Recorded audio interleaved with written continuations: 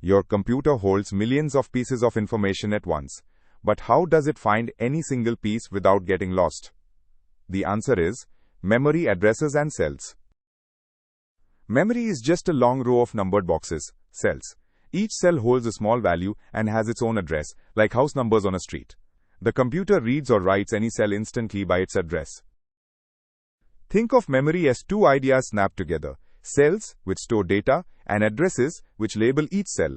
RAM is just billions of these labeled cells all in a row. Imagine a giant post office. Every PO box has a unique number, its address.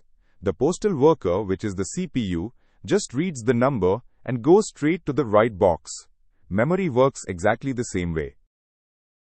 When the CPU needs data, it sends a memory address, like calling out a PO box number. Memory goes straight to that address, reads what is inside, and sends it back. The whole round trip takes billionths of a second. RAM cells and hard drive files both store data, but they work very differently. RAM uses numbered addresses for lightning-fast access but forgets everything when the power goes off. A hard drive is slower but keeps your files safe. Memory is a massive grid of labeled cells. Give the computer an address and it fetches exactly the right data in an instant. Next, we look at what is actually stored inside each cell, the world of bits and bytes.